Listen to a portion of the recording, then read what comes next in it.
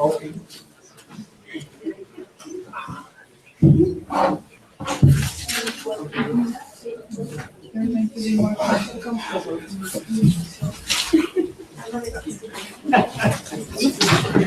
Vamos a iniciar esta mesa en donde la doctora Silvia Manzo presenta su paper, Francis Bacon on Customs and Laws of Nature, a philosophy written by a Lord Chancellor. Vamos a escucharla. Muchas gracias. Bueno, muchas gracias a los organizadores. Para mí es un honor estar acá, muy esperado, debo decir, porque hace tiempo que conozco al grupo y no había tenido la suerte de venir. Y bueno, hago la presentación en inglés a sugerencia de los organizadores para que puedan participar un poco más todos los presentes invitados.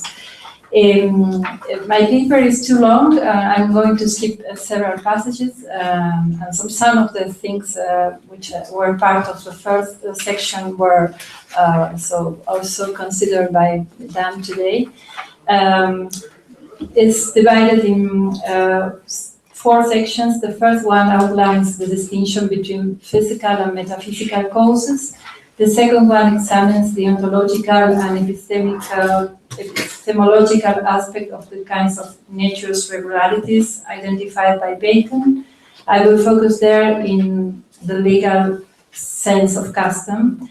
The following section discusses the cultural sense of nature as, of custom as related to human art.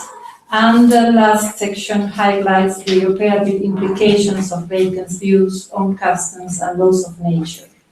Now, I'm going to skip the first part of the first section, and then I will talk about the distinction between efficient and material causes, which are the physical causes, and forms, which are metaphysical causes. Bacon describes them by a series of opposite features.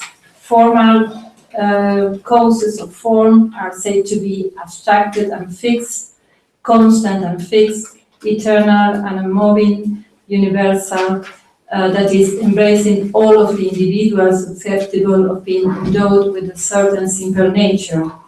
Forms suppose in nature, I quote, reason, understanding, and platform.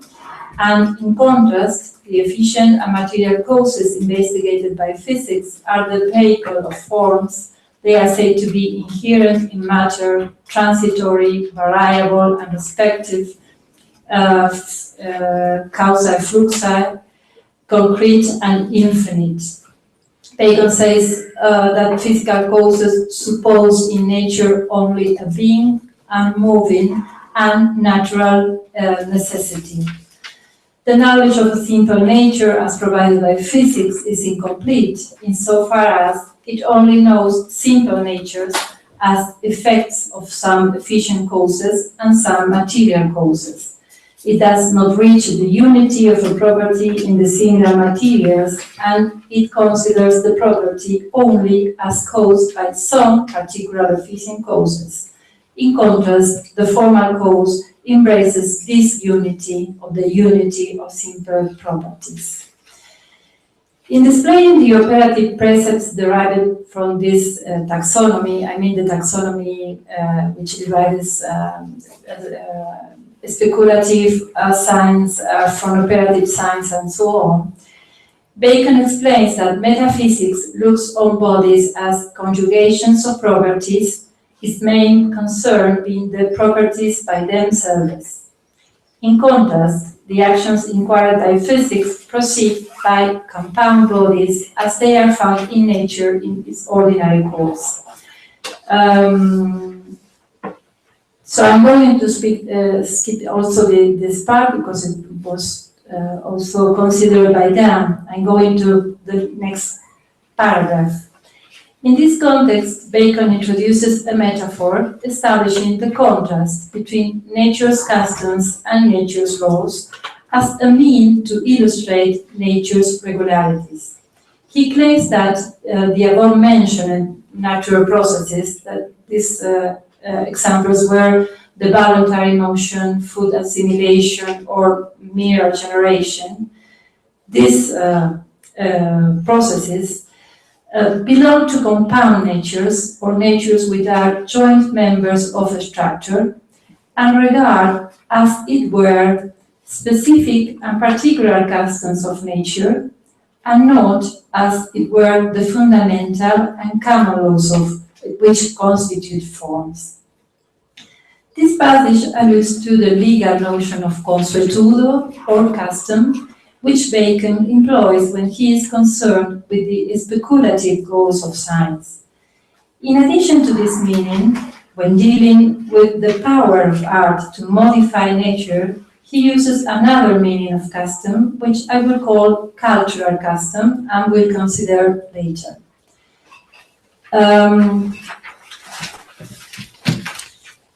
I will examine the legal notion now. Historians of the early modern concept of the laws of nature have drawn attention to one characteristic of the legal sense of consuetudo, its local jurisdiction. Hence, they have claimed that whereas nature's customs are reserved for a limited domain of nature, laws are universal. In fact, this legal aspect of custom is one distinctive feature of the contemporary sense of custom. However, this was not the case in Renaissance and early modern English and Roman law, where custom was a somewhat imprecise term, admitting several meanings, many of which Bacon adopted in his legal writings. Law dictionaries of the time do not put the local jurisdiction as the first or main meaning of custom. On the contrary, the main meaning is concerned with the unwritten character and the long temporal extent of those practices which constitute custom. So the local jurisdiction was part of the meaning of custom, but was not perhaps the most important one.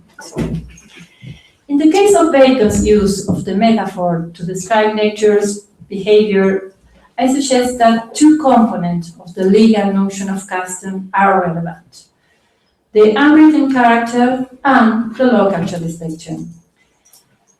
The local jurisdiction is explicitly indicated by the adjectives speciales et particulares as modifying the noun consuetudines. That implies that he alludes to customs as local regularities of certain kind of bodies. Then, nature's customs are certain efficient and material causes of simple natures, but not the universal simple natures per se. This interpretation finds further support in many passages in which Bacon uses words related to this semantic field, like usual, unusual, consuetus, inconsuetus, and so on.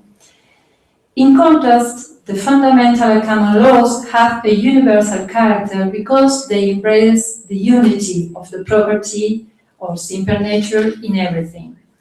They are more embracing than the local customs because they are concerned with simple natures as they occur in every single body and are caused by whatever efficient and material causes capable of producing it.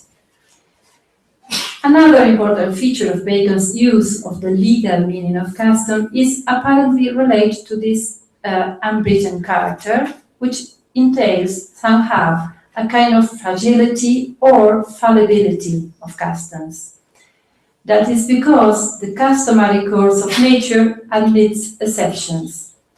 Bacon portrays the ways of physics as subject to many accidents of impediments, which imitate the ordinary fluxus, which is crooked or something like that in English, ordinary fluxus courses of nature.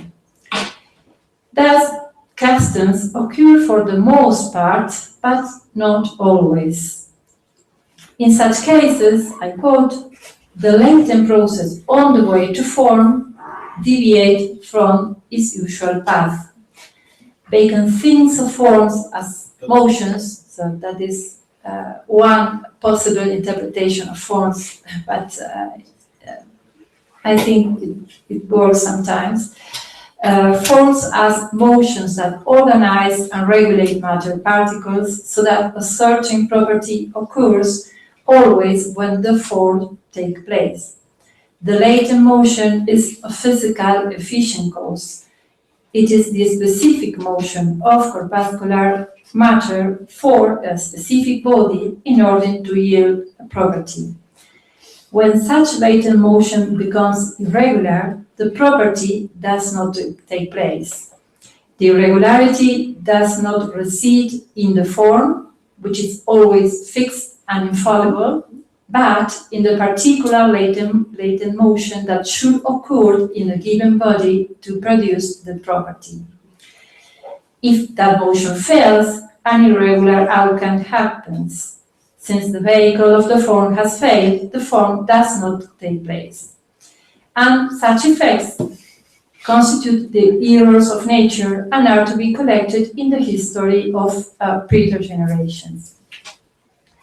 If the forms are exceptionless laws of nature, the inviolable laws of nature mentioned in Bacon's Confession of Faith, by contrast, physical causes are empirical regularities which, although keep a uniform behavior, rarely and randomly deviate from its ordinary course. In contrast to custom of nature, laws of nature are exempted from deviations and are applicable without exceptions. When a law, that is, a form, is present in a body, its effect is produced without any possible failure or variation. Probably the strongest presentation of form's infallibility appears in these passages from the Novum Organum. The form of any given nature is such that if it is there, the given nature infallibly follows. I'm going to skip also this next passage, which is deals with the way in which the irregular instances are useful for discovering true forms. And we'll say just what is in this the next paragraph. In brief, Bacon's speculative science conceived customs as regular, albeit deflectable behaviors of bodies, which affect only a limited set of bodies endowed with a certain property. On the other side, laws of nature, which are laws just of simple natures, it's important to bear this in mind, are infallible regularities that apply to all the bodies endowed with a certain property. Bacon's two notions of nature's regularity differ then in their extent, they could be local or universal, and in their capacity to fail, fallible or infallible, violable or inviolable, and so on.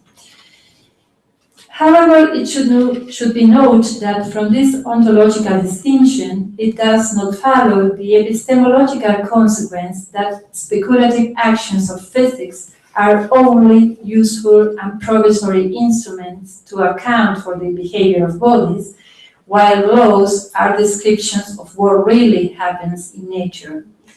Such a view would entail that nature's customs have an instrumentalist value, as if they were nothing but heuristic theoretical fictions, whereas only the laws of nature will be a realist representation of nature's regularities.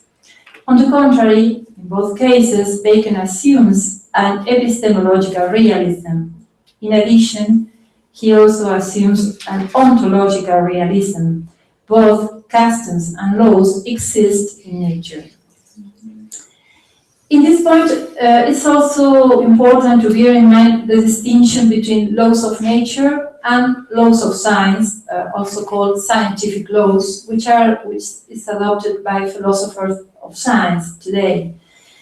According to this divide, laws of nature are those empirical regularities that govern nature, irrespective of whether someone possesses knowledge of them or represents them in symbolic law statements. In contrast, laws of science are those regularities of nature known to science and expressed in appropriate symbolic forms. Scientific laws are the result of scientific inquiry. They can be accurate or not, true or false, etc. Bearing this distinction in mind, we can say that in Bacon's project, the task of the speculative science is ultimately to discover the laws, so forms, the real, universal, and infallible regularities of the nature of things with respect just to simple natures, and, on the other hand, to express them by means of laws of science, which is, they can be more accurate, they are perfectible, so these law statements will change in due time. Because so science is probabilistic at the end, that is my view of Bacon's real practice of science. Of course, Bacon's notions of nature's customs and nature's laws share the features that he has attributed to efficient and material causes. In the next paragraph, I just picked one example of Bacon, which is fire as efficient cause. I'm going to skip this paragraph, which is just examples to show how physical causes differ from the metaphysical causes, and also there are some examples from Historia del Sirari, where you can find how Bacon collects a list of efficient causes of density and rarity, and gives just some hints of what will be part of the form of density and rarity in the Canones Mobiles, so provisional rules. And going now to the operative aspect of custom, which is cultural customs. I don't know if this is a good word, cultural customs, but so far it's the one I choose. While the legal sense of custom refers to what nature usually does, being susceptible to exceptions, the cultural use refers to what nature can tolerate or support or allow to. Accordingly, the legal semantic field of custom is related to the contemplative part of science, particularly to physics, whereas the cultural semantic field of custom is linked to the operative part. The legal sense refers to custom of nature. The cultural sense refers to artificial customs applied to modify nature. Paraphrasing Bacon's famous aphorism, the customs of nature must be obeyed by contemplative science so that operative science can conquer nature through artificial or cultural customs. The cultural use of consuetudo is related to the wide and long-standing tradition of the culture of the body and of the mind, so it was lucky that today we heard a paper about this, and I need to explain this concept. Have a very long tradition and had also exponents in ancient philosophy, medieval and Renaissance philosophy. I think important to add is that according to this use, consuetudo is a practice, a training that alters and transforms nature. And due to this transformative capacity, custom has been called second nature, or also another nature, in Latin, altera natura. So in this paragraph, I talk also of one example in the Hippocratic corpus, which is very interesting, of the people of the long heads, which after a long practice of elongating the head, it comes to be that so these people had actually long heads. That's the idea. The interesting thing is already in this corpus is the idea that the inherited characteristic finally replaced the compulsive elongation, and then the compulsion was no longer necessary because it became part of the nature of the body of these people. Of course, I go to the next paragraph. The force of custom as applied to modify body disposition had parallels to the regimen of or culture of the mind, particularly in ancient Stoicism. It took the form of spiritual exercises which were conceived as habituations, processes of accustoming oneself, practical trainings by which one's character and in turn one's behavior are transformed. Chauvin's philosophical lexicon showed the early modern cultural uses of the term consuetudo, and he defines it as an additional force by which something can act or be acted on without offending nature. Initially, this force must be introduced very often to obtain the desired action or passion, but later, from long-maintained custom, it turns into second nature. And of course, here is a particularly important point, which is the relation between nature and custom. And so it seems to be a question open to debate. And the question is whether custom is bejoined or against nature. It will not come as a surprise that the cultural meaning of consuetudo, both in his physical and mental dimension, is found in Bacon's work. Whereas the physical dimension fits perfectly into his notion of art, the mental dimension fits perfectly into his notion of the culture of the mind, which is parallel to the medicine of the body. Moreover, Bacon's idea of the effects of custom in human affairs embraced not only the individual man, but also the human society. Custom, or as he says, the force of custom both upon mind and body, is said to be the principal master or magistrate of man's life. There is no doubt that there can be bad customs. However, when they are good, they counter the spontaneous course of man's post-laxarian nature, which tends by a natural motion to evil. Bacon is confident that the power of custom is the most effective one to rectify the mind. I quote, "Custom only doth alter and subdue nature." Hence, he recommends a regimen of custom, a wise and proper way of conducting one's mind to obtain his potentially great benefits.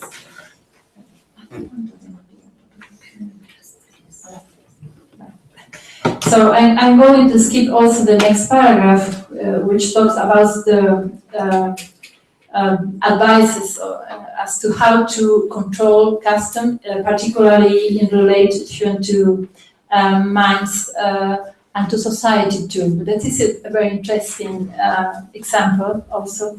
And he took as an example a model of changing time, which is which works silently, gradually, by steps and long periods. That will be the best way of changing nature. So the mind, the society, and I guess also physical objects. And now we go directly to page 11, the second paragraph. So, what about Bacon's thought on the relation between nature and custom with respect to non-mental objects? So, the paragraph before talked about the change of one's mind or human society.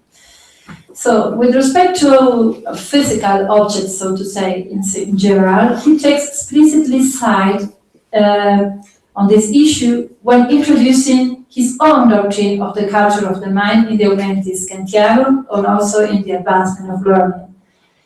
There he boldly rejects Aristotle's opinion, presented in Nicomachean and Ethics, that what is by nature cannot be modified by custom. In support of this claim, Aristotle argues, logically as Aristotle does always, that one cannot accustom anything which naturally behaves in one way to behave in another way. A stone naturally tends to fall downwards. You could not train it to raise upwards, though you try to do so by throwing it up 10,000 times. Aristotle, pure and simple. Bacon responds that Aristotle points is true only in some cases, I will talk about it later, but with respect to the degrees of bodies, properties, he argues that what is by nature can be altered by custom. And to make this point, he vaguely refers to the scholastic doctrine of platitudo formarum. He says that explicitly in the Argumentis, so I quote the passages here now. Also, the intensity of qualities, and provides instances in which, by continuous practice, certain body properties can be accustomed to change their intensity. The examples offered are very simple and consist of natural and artificial objects, including human body. So the examples are straight gloves, which with use become larger. The human voice by training becomes louder and stronger. A stick bench by compression does not spring back after a while. The human body, after being accustomed, endures better heat and cold. And so I think it's not etc. There are all of them, I think. On the other hand, Bacon acknowledged that Aristotle's thesis holds in scenes in which nature is peremptory. So he gives no explanation there, does not clarify anything about it. It's not easy to understand. I've been looking at this word, and peremptory is another legal term too. It's not just a legal term, but has a legal connotation. Derived from the verb perimo, Latin perimo, to destroy, to annihilate, to kill, and it refers to what is definitive, fixed, absolute, admitting no exceptions or difference at all. One can conjecture, it's just a conjecture, that what is peremptory in things are forms, perhaps. I'm not sure yet. I never should, but the stone, taking back, so going back to Aristotle's example, the stone is endowed with the simple nature heaviness. You cannot change by custom the property heaviness, which is constant, fixed, and infallible. If a stone is endowed with such a property, you can never change what this property is. I don't know if Bacon would say that you can make stone to be light or lighter, but that is another thing. That's the reason why I'm not sure about my interpretation. But so you can never change what means to be heavy, what is the form, the law of nature heavy, but you can change other things in stone or so many other physical objects. So that's the point of my last section. The operative implication of nature's customs and laws. The map of nature's regularities, as distinguished into custom and laws, has remarkable implications in operative science. Induction by exclusive instances purposely avoids the excessive reliance on nature's customs, which Bacon reproached to naive induction by simple enumeration. So, the last kind of induction, this naive, is vulnerable to contradictory instances because it only cares for the customary ways, so physical causes. For the same reason, the prospects of mechanics, that is the operative counterpart of physics regarding worlds, are limited to what is usually observed in nature's customs. That is, physics limits mechanics to mere consuetudines or customs. So I'm not going to quote this passage. Mechanics can simply reproduce and imitate nature's customs, but when it exploits its potency, it can even introduce properties in similar materials through similar ways. For instance, when doing physics, once having discovered the effect of fire, which was the example which I tried to analyze in some, the first pages of this paper. When you discover the effects of fire in clay, the investigator can apply fire on plaster, which is somehow like clay, more or less, to endure it and increase its hardness. In this way, plaster becomes accustomed to be hard by the force of artificial custom. In contrast, if the investigator came to know the law of the simple nature hardness and ascended from physics to metaphysics, he would be able to derive an active rule to produce hardness in any matter that can be indurated. So it's not just any matter at all, but just this part of the matter which is susceptible of being indurated. That is the work of magic, man's noblest and deepest power. So Bacon provides a list of examples of what will be the works of magic. I have also lots of uncertainties about this last point, the last part of my paper, because the examples of the gloves which become more flexible by custom, or the voice which becomes louder by custom. I must say that I thought that it would be examples of mechanics, because they are very simple. You don't need to know a form to work this, so to do this. But when I read the list of Magnalia Naturae, which is presented by Bacon as the desired works of magic, which will be the noblest work of magic, of human power, I found examples that could be compared to this list of simple examples of the globes or human voice. And so they are in page 13, in the first paragraph. You will find in this list of Magnalia Naturae examples like alterations of intensities, like increasing of strength and activity, the mitigation of pain, the more easy and less loathsome spargings, for instance. Another Magnalia are similarly changed in time, as the well-known, so now by Doina especially, acceleration of maturation or clarification in plants. They are changed of degrees of time periods and so on. So Bacon recommends that magic raises from the highest works already between man's powers, since these works provide the easiest and quickest route to new things not yet discovered.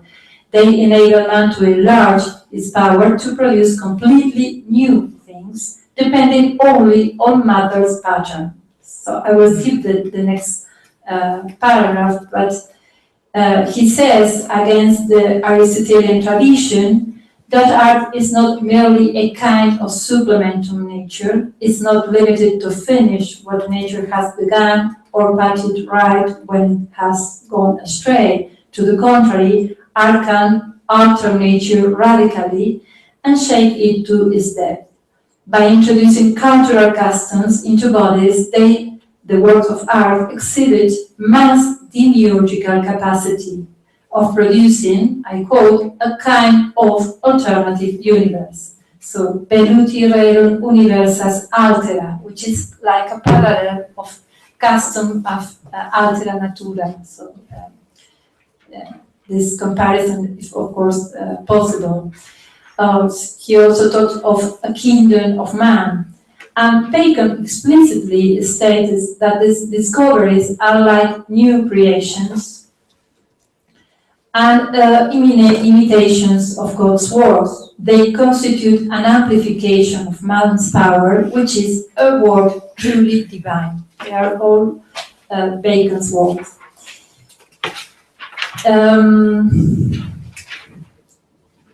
So he gives, in the next paragraph, I talk of some examples where he presents the words of science, of human power, as changes in nature. So when you can change the properties of a body, you can change nature. So that is my interpretation.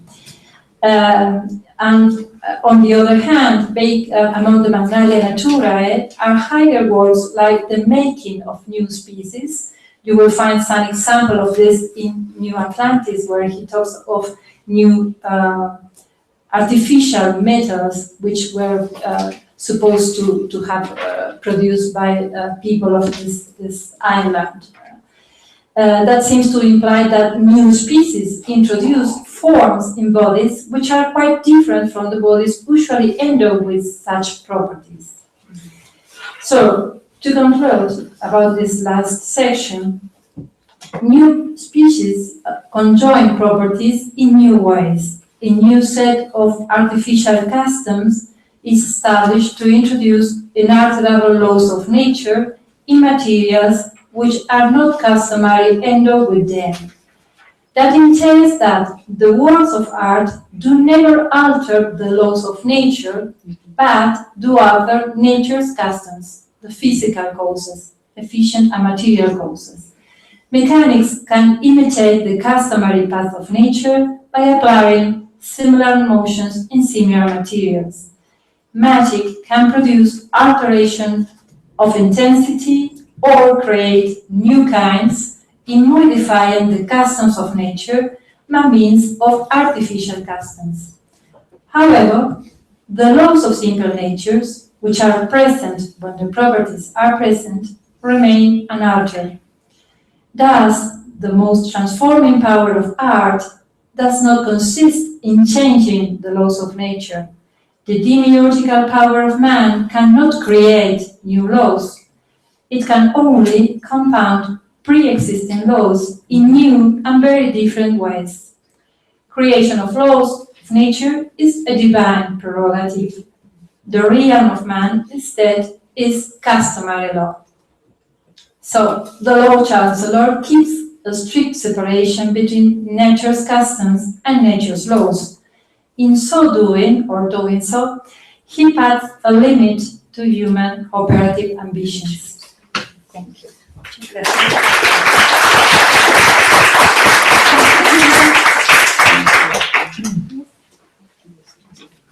We have 10 minutes by questions. La voy a hacer en español, Sí. doctor. En la cuestión de lo artificial que se menciona, me pregunto si solamente es artificial en términos aristotélicos, que es lo que parece que apunta el texto, y la pregunta entonces sería si Bacon está o no rechazando a Aristóteles, porque al momento de llamar ciertas cosas artificiales, que en realidad no serían artificiales en términos de las leyes de la naturaleza, parecería tener alguna relación rara con el aristotelismo. Bueno, es importante hacer una aclaración anterior, que bueno, no se puede todo en poco tiempo. Y es que, en rigor, para Bacon, lo que hace el hombre es natural y lo que hace una piedra al caer es natural, ¿no? Es decir, esta posición él la plantea más particularmente cuando habla de los movimientos naturales y violentos, y ahí sí, bueno, siempre hay que tomar en cuenta que el Aristóteles del que Bacon habla muchas veces no es el Aristóteles de Grecia del siglo, ¿no?, antes de Cristo, sino que es el aristotelismo de la época, ¿no?, o el tardo escolasticismo, ¿no? Siempre hay una mediación que condiciona mucho su interpretación, como condiciona la nuestra, lo que estamos diciendo ahora, por supuesto. Bueno, pero aún hablando de aristotelismo más que de Aristóteles, cuando él rechaza la diferencia entre un movimiento violento y un movimiento natural, porque según la tradición lo violento es lo que no sale de la naturaleza intrínseca de las piedras, sino que viene de un tercero, y muchas veces el tercero es el hombre. Él dice, lo único que está cambiando ahí es la causa eficiente. Si el hombre arroja una piedra, se dice que es artificial porque lo hace el hombre, pero el movimiento es tan natural como cuando la piedra cae. En otro sentido, sí diría que cuando yo hablo de arte en este contexto, es arte porque lo hace el hombre. Pero los movimientos que hace el hombre no son no naturales. Y si se llaman violentos, él usa esa palabra, a veces usa preternatural, es solo en relación con que no hay un tercero que lo causa y es el hombre. No sé si contesto tu pregunta. Y por otro lado, bueno, él no quiere seguir la línea aristotélica de arte como perfección de la naturaleza o imitación, sino que hay algo más, ¿no? Es algo, bueno, complejo. La doctora Benítez, por favor. Hay una cosa que me interesa mucho en este trabajo, porque efectivamente dices que después de todo el hombre no puede hacer cambios más allá, digamos, de las leyes naturales.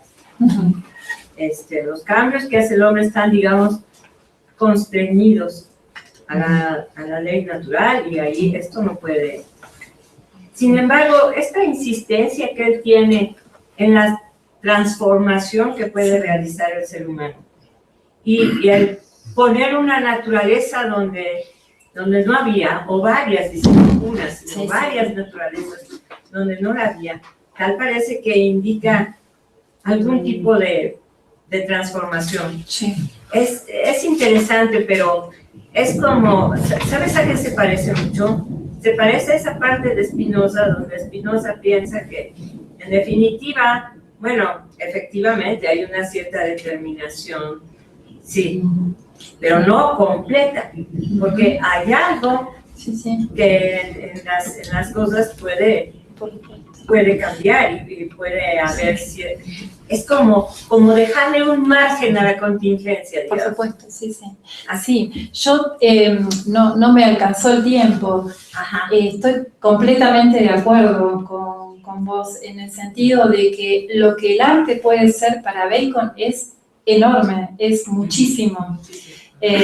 Pero debo decir que mi interés por las leyes de la naturaleza en Bacon, yo tenía antes una hipótesis de trabajo, y es que cuando propone las magnarias, las obras más altas, él estaba pensando en nuevas leyes, y he llegado a la conclusión de que las leyes son el alfabeto de la naturaleza. Es, como bien notaba Doina, es cierto que Bacon cambia las listas, puede haber más, puede haber menos, pero su presupuesto es que es el material preexistente. Con eso son cartas, ¿no? Naipes, las cambiamos, las armamos de distinta manera, y no es fácil como jugar a las cartas, es muy difícil llegar a eso. Si uno puede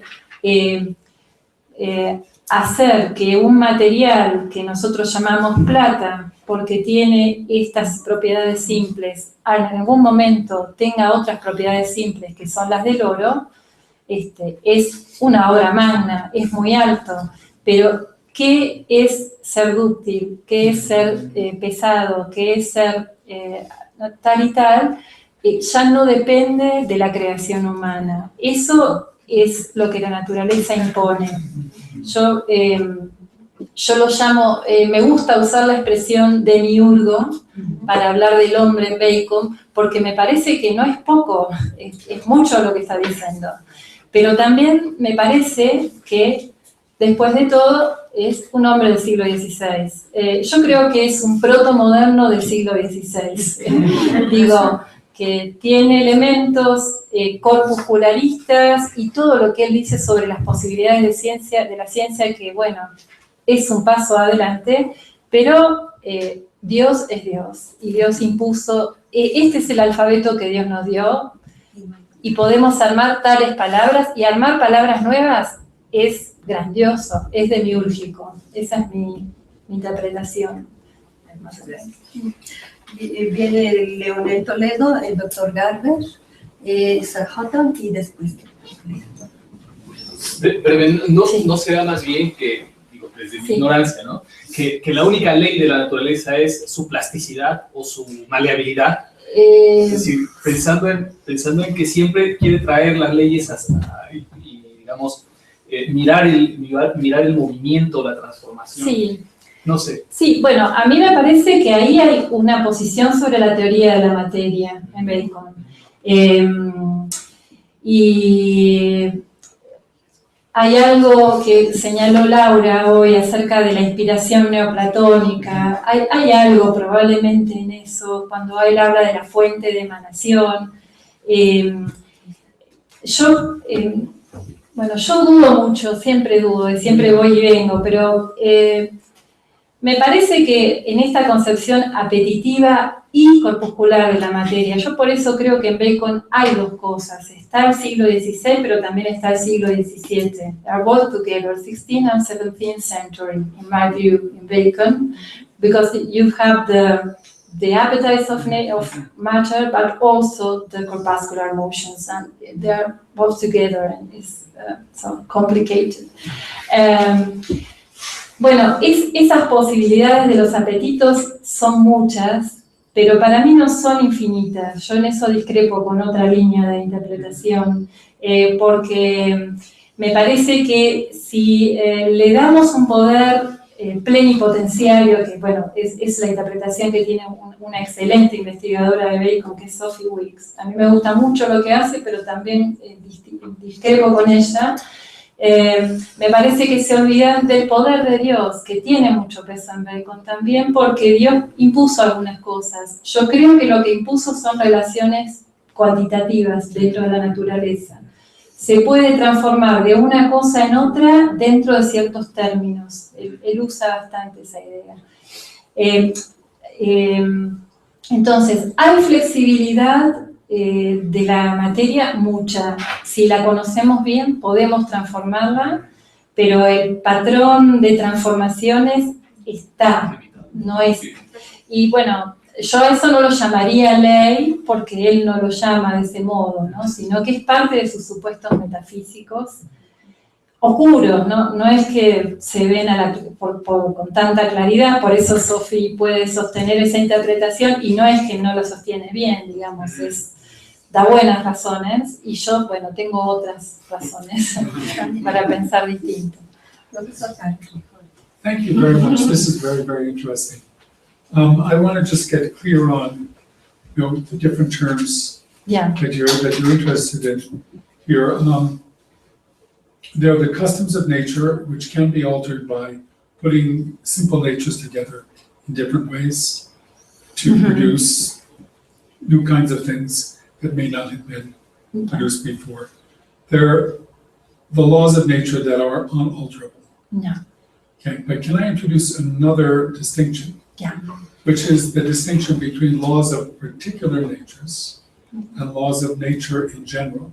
Yeah, of course. Because it seems to me that this is what may distinguish laws of nature in Bacon from laws of nature in Descartes. Yeah. Because for Descartes, laws of nature are things that apply to body as such. Yeah.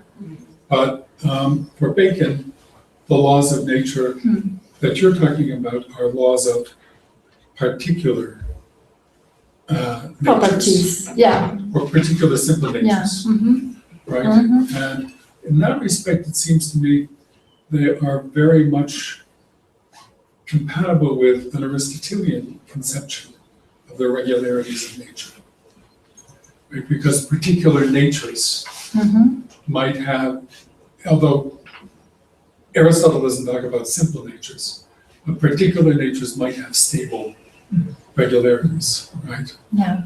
That are not imposed by us.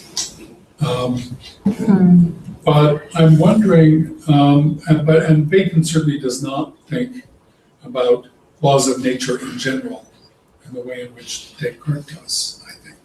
Yeah. Now, question is does anybody else talk about customs of nature in the sense in which Bacon does? Well, with respect to the second question, Robert Boyle does. He talks of municipal laws, I think also customs.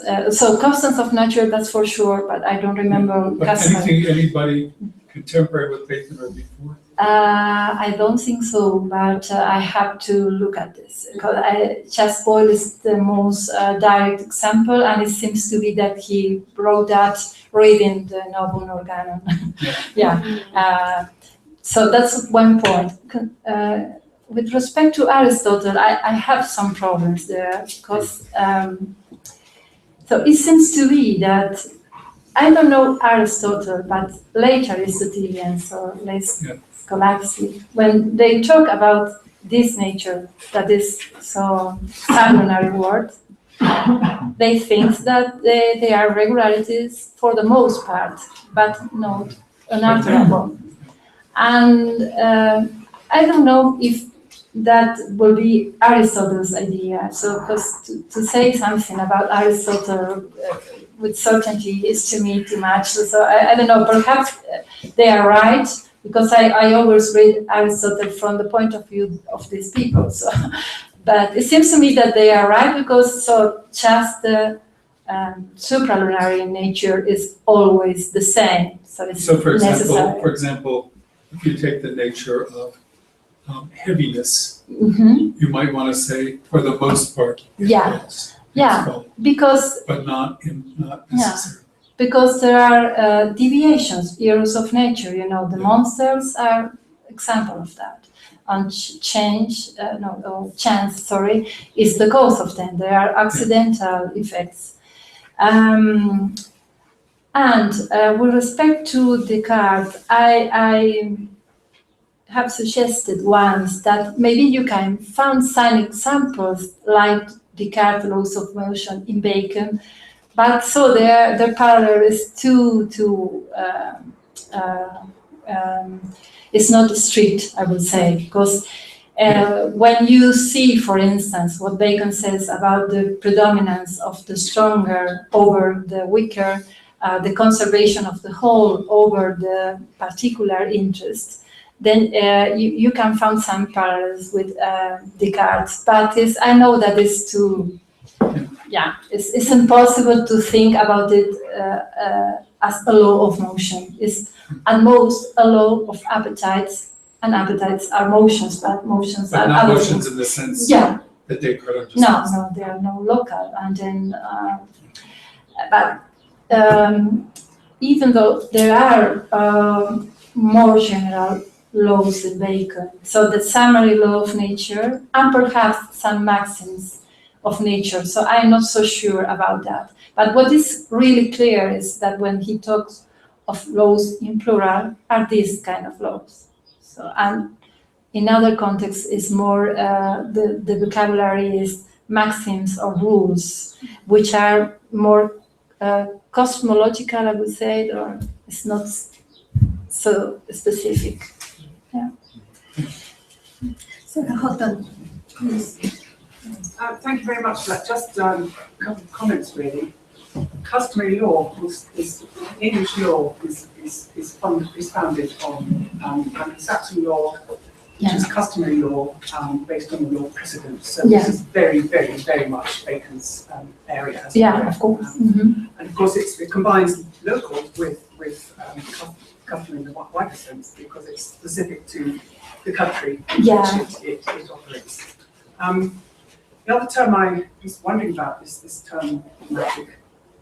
Magia. Bacon is using this, and it leads us to wonder how useful it is for us now to keep on using the term magic, because it's not a neutral term, and it's suggestive of all kind of occult kind of associations, and yet those are there in Bacon, because what he's dealing with is operations which involve tapping into hidden powers, such as what is the power of this planet.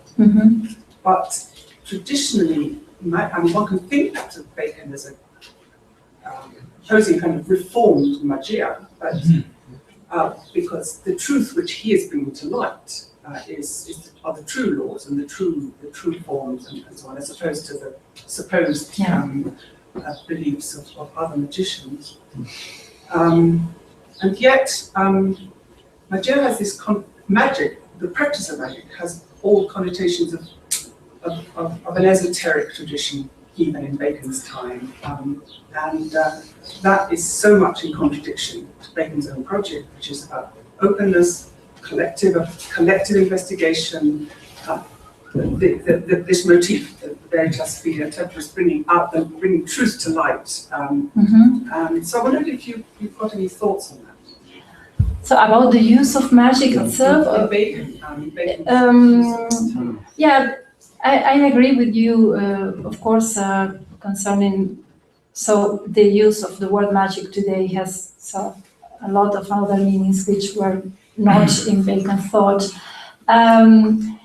It's interesting to note, although, that, for instance, concerning with the public character of magic, or the whole Baconian project is open.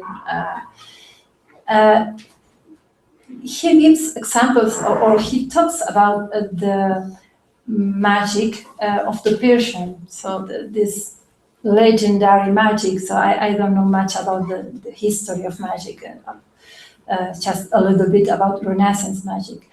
And so it seems to me that the priority, I would say, in Bacon's program is to produce a new science far away from superstitions or any hidden meaning or any idea of the symbolic power of nature or words or so on. But even though, still, he is linked to this tradition of veneration of the ancient past. And so you can find it in the Vita Sapientia of mythology. And there are a number of authors which he claims that are venerable. And the Persian magic are there. So Bacon is... it's impossible to put him in one clear category. That's the point, because you have this idea of the power of magic, of an operative power, depending on knowledge, rational knowledge, I would say. But still, he thinks that there was something in the early times which could be interpreted as something which was occult or not so rational. Maybe he thinks that if we interpret properly this venerable past, we will find that there is nothing occult and that it was so rational as the method on the program, Bacon's program itself. So that will be just about my own prejudices on the ancient Persian magi, and the problem will be me and not Bacon. But so Bacon is consistent, and so my view is a little bit anachronistic, maybe. I don't know. So maybe it's to do with the power of the imagination, but you appeal to this mysterious past, and it's of course there in New Atlantis. Yeah. Lagos. And, yeah, you're right. It's not that he's saying that this Kemetic tradition is living on, but that there is this idea of magic, appealing idea of this. Yeah, sometimes you know that. Mysterious connotation. Yeah, and there is another important point in Bacon, which is rhetoric. You know, so he is explicit about it, particularly in the Nomen Organum. He says, so I will use the older words, so efficient cause, formal cause, and so on, and magic is a word you have there. So it's maybe just a strategy to sell the project, to make it easier or more, I don't know, agreeable to people. Oh, thank you very much for the talk. I wanted to ask something about the distinction between mechanics and magic. With the examples you used, you talk about new species, maybe it might be useful to say that in Silva he gives examples on transmutation of species and how to make new species of plants. But then what is a bit surprising is that the difference is between, on the one hand, the generation and melioration of plants, and the transmutation of species seems to be really just something of degree and not really a difference of nature. So we give more nourishment and we change one simple nature, and that would be melioration, which he calls culture. Maybe custom also appears, I don't know for sure. And on the other hand, you just give contrary nourishment in order to make it transmute species. So it seems to be very similar, but just again something of degree. So that was one thing. But on the other hand, what is the big difference is that in the case of culture, when you stop doing that, it returns to its previous nature. While if you have transmutation, then it remains like that, and there's a fixity of magic. Yeah, that will be, I don't know if I follow you exactly, but you will say that generation will be a work of magic? No, and the then, generation would be mechanics, just changing a little bit of nature. You would make apples bigger and sweeter, but in the case of transmutation, you really make a new species that wasn't there before. Yeah, so it's possible. What I found complicated, I didn't look at this in Silva, and so it's the last part of the paper is still very much in progress, and I don't know if it's so central to my own project. What I found difficult is to find good examples to establish the difference.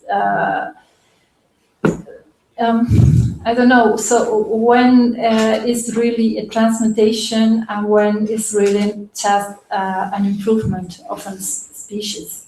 And the question will be even before, because when you are doing physics and when you are doing metaphysics, which examples? So in actions, when, how you pass from physics to metaphysics. And the same goes, is probably, the problem is also in the operative examples. Yes. Because because then the difference seems to be that at some point you decide that so many different natures are different that you just decide to consider it a new species and to say, well, that was magic already. Yeah. But it's not clear where you can put that link. Yes, exactly. That's the point. Yeah. Agradecemos mucho a todos y los esperamos, especialmente a la doctora Manzo, para que